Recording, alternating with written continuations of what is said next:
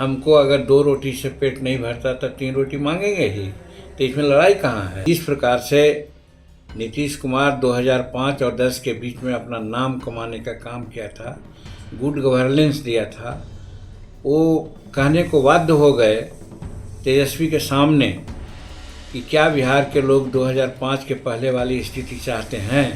इस 128 से एक आदमी भी नहीं घसकेंगे, हो सकता है एक आध वोट ज़्यादा ही आ जाए। ये लोग जो बोलते हैं खेला का, तो जानते हैं देहात में हम लोग जानते हैं जो पहलवान पटका जाता है अखाड़ा में, वही बोलता है कि अबरी हम पटक देंगे।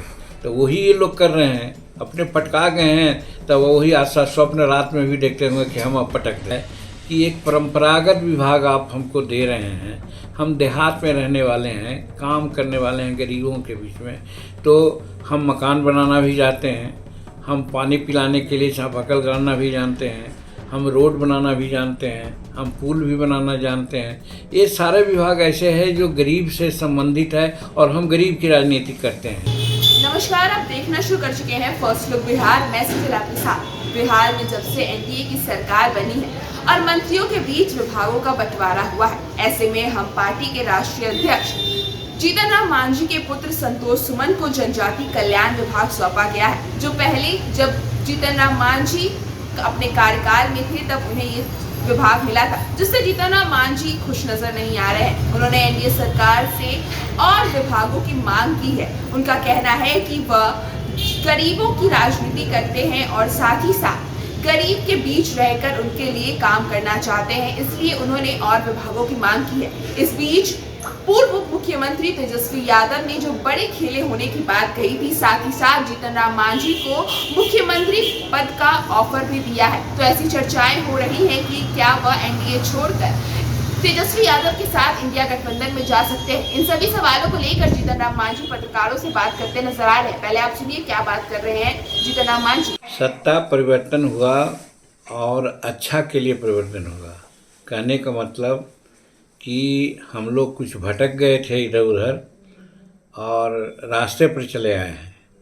जो 2020 में चुनाव हुआ, वो चुनाव एनडीए के नेतृत्व में सरकार बनाने के लिए किया था और बना भी था, लेकिन हम लोग थोड़ा सा कि जिस भी कारण से हो महागठबंधन के साथ चले गए थे। लेकिन जिस प्रकार से नीतीश कुमार 2005 और 10 के बीच में अपना नाम कमाने का काम किया था, गुड गवर्नेंस दिया था, वो कहने को बाध्य हो गए तेजस्वी के सामने कि क्या बिहार के लोग 2005 के पहले वाली स्थिति चाहते हैं।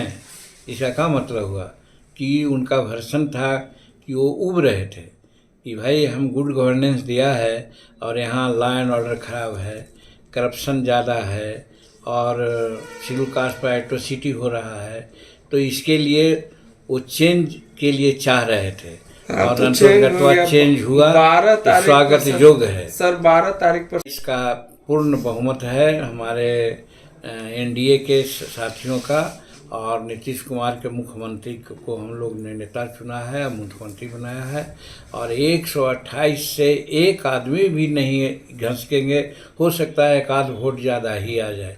इसलिए 12 तारीख की जो बात है उसमें किसी को कोई दिलचस्पी नहीं रखनी चाहिए कि कोई उलट पुलट हो। राजद और उनके सहयोगियों को लगता है कि मांझी जी ने 2 मंत्री पद मांगा है तो खेला इसी पर टिका हुआ है। ये बहुत गलत है। हम अपना घर है, हमारा मुखिया है, हमको अगर 2 रोटी से पेट नहीं भरता तो 3 रोटी मांगेंगे ही। तो इसमें लड़ाई कहाँ है?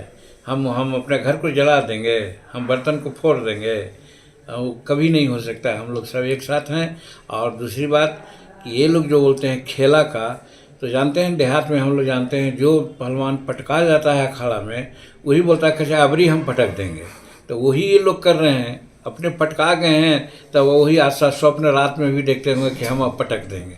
तो वो सब उनका ख्याली पुलाव है और हम समझते हैं कि नीतीश जी के नेतृत्व में सबको अटूट विश्वास है और जो एनडीए की सरकार बनी है वो 128 लोगों की बहुमत से बनी है।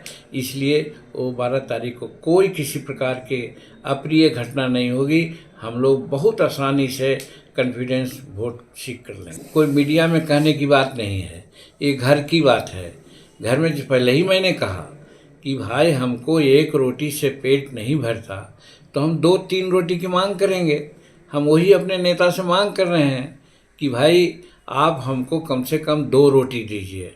और फिर विभाग में भी हमने यही कहा है कि एक परंपरागत विभाग आप हमको दे रहे हैं। हम देहात में रहने वाले हैं, काम करने वाले हैं गरीबों के बीच में, तो हम मकान बनाना भी जानते हैं, हम पानी पिलाने के लिए चापाकल गाड़ना भी जानते हैं, हम रोड बनाना भी जानते हैं, हम पुल भी बनाना जानते हैं। ये सारे विभाग ऐसे हैं जो गरीब से संबंधित है और हम गरीब की राजनीति करते हैं। तो इसलिए हम अपने नेता के सामने एक मांग रखी है और ये देना न देना उन पर है। लेकिन ये भी सोच लीजिए कि न भी देंगे तो कोई इसके लिए हम अप्रिय बात किसी से नहीं कहेंगे और न घटने देंगे। क्या कोई खास विभाग सर, जैसे शिक्षा, स्वास्थ्य? हम जो कह दिया, हम तो फरिया के कह दिया कि भाई ये सब विभाग अगर मिले तो देहात में, ग्रामीण क्षेत्रों में हम कुछ काम कर सकते हैं।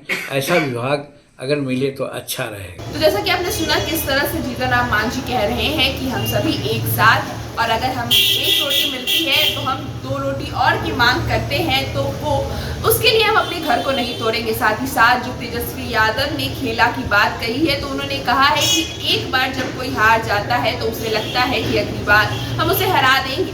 यही सपना वो देख रहे हैं, ऐसा कोई हकीकत में कुछ नहीं होने वाला है। इसके साथ वो ये भी कहते नजर आ रहे हैं कि उन्होंने अपने नेता से मांग की है 2 विभागों, लेकिन अगर उन्हें वो नहीं भी मिलता है तब भी वो एनडीए के साथ रहेंगे और उनके खिलाफ कुछ भी ना कहेंगे और ना ही सुनेंगे। तो आपने सुना किस तरह से जीतन राम मांझी अपना पक्ष रखते नजर आ रहे हैं। तो इस खबर में बस इतना ही, और खबरों के लिए बन रही हमारे साथ। हमारे फेसबुक चैनल को लाइक कीजिए, हमारे यूट्यूब चैनल को सब्सक्राइब कीजिए। धन्यवाद।